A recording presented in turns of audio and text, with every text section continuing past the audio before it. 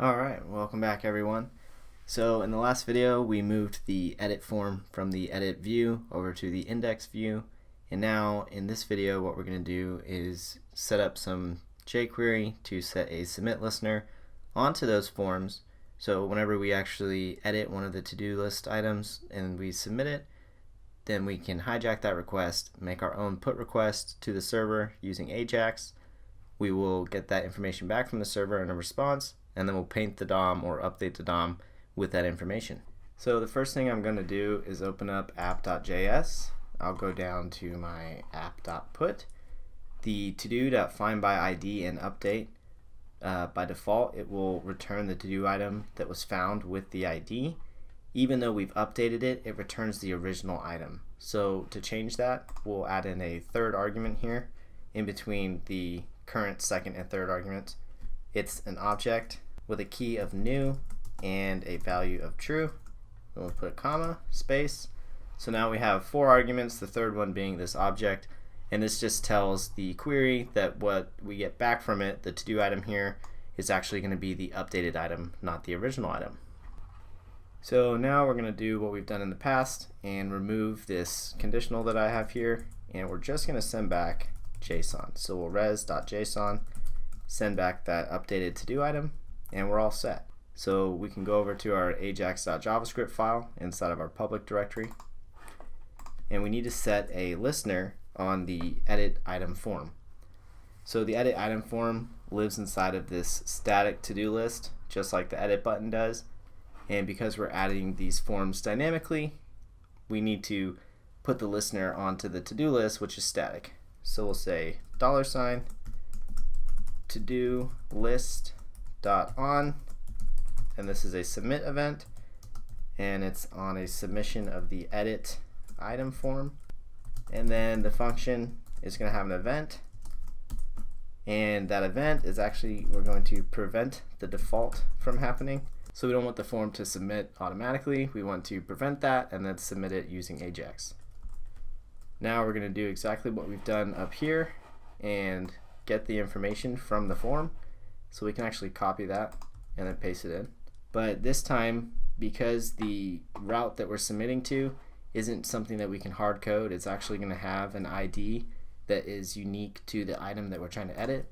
We need to pull that action from the form itself. So we can say var action URL is equal to, this is the form dot attribute action, or ATTR stands for attribute. So we're getting the action attribute from the form, assigning that to a variable, and then we can pass that into our Ajax request. Now, whenever we get the information back, we need to know which list item we were updating. That way we can just select that list item with jQuery and then update its inner HTML with some new custom HTML that we're going to create that has all the new updated information from the updated list item that's coming back from the server. So in order to do that, we use jQuery's $sign variable. We'll say original item is equal to $sign this, that's the form, dot parent. And if we go over here to our index.ejs, we can see that the form has a parent list item that has a class of list group item. So we can be more specific if we want and say dot list group item. That way we know we're selecting the right list item, just in case the markup were to change or something like that later on down the road. And now that we have that original item, we can pass it into our Ajax request, and then we can use it in our callback to update the HTML of that item with our new HTML. So we'll show you how to do that in just a second, but let's start by making the Ajax request. So inside of the method here, we have an object, and then we have some key and value pairs. The first one being URL, which will go to the action URL, and then data, which will pass in the to-do item, and then of course the type is going to be a put request. And this is the part where we're actually going to pass in the original item. So we'll just say original item and then $sign original item, and I'll show you how to access this in the callback here in a second. So then we do a success function, which is the callback, and we get data, that's the data coming back from the server. and then we can handle that data here. So I will put some semicolons here. Now when that data comes back, we're going to select the original item and use the .html jQuery method to replace the original HTML with the new updated HTML. So we'll say this, and this is referring to this context of this Ajax request, dot original item. So that's that original item that we passed in. And so we can say this dot original item dot HTML, and here's where we're going to pass in the HTML, which we actually have to create. So we'll open this up and put our backtick syntax in here like we did previously. And now let's go create that HTML. So if we go over to the index.ejs, we know that the list item is what we're replacing the inner HTML of. So we select all of the HTML inside of the list item tags. So we copy all of that. We'll go back over to our ajax.javascript. In between the backticks, we will paste this in. And now what we need to do is replace the EJS syntax with our template literal syntax. So what we have here is the EJS opening tags. We'll do a Command D to select all 4 of those, and we'll replace them with a $, open curly brace. And then for the closing ones, same thing.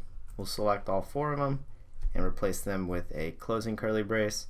And then the to-do that we have here is going to be a data, and then the to-do that we have here is a data as well. Data and data. And then it looks like we have some old spaces in here, so I'll just get rid of those. Okay, so if that's all set up properly, now that we saved the file, we can go back over to our terminal. We'll start up our Mongo daemon. In a new tab, we'll start up our node daemon or our node app.js. We'll go over to a browser window and go to localhost 3000. Now if we go to the first item, edit, we can change it from walk the dog to walk the cat. Click update item, and it's updated. So this video is definitely a little bit more complicated than some of the previous ones. We've introduced a couple new topics, so let's go ahead and review those before we go.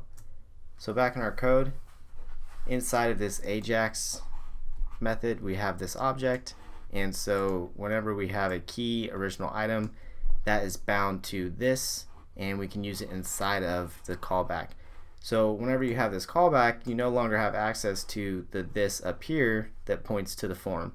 That's why we have to select whatever we want to select, in this case the list item that we were updating, and pass it into this object right here. So once it gets passed in, like I said, we use this and then dot whatever the key is, in this case it's original item, to access what we selected up here with jQuery, and then we can use the jQuery.html method to pass in our own HTML using the template literal syntax and update the DOM. The other thing we introduced was inside of our app.js with our find by ID and update, we passed in that new argument. It's the object with the key of new and then the value of true, and that just allows us to get back the updated item instead of the original item. So that's it for this video, and in the next video we'll go over how to delete items from the database and remove them from the DOM. Thanks.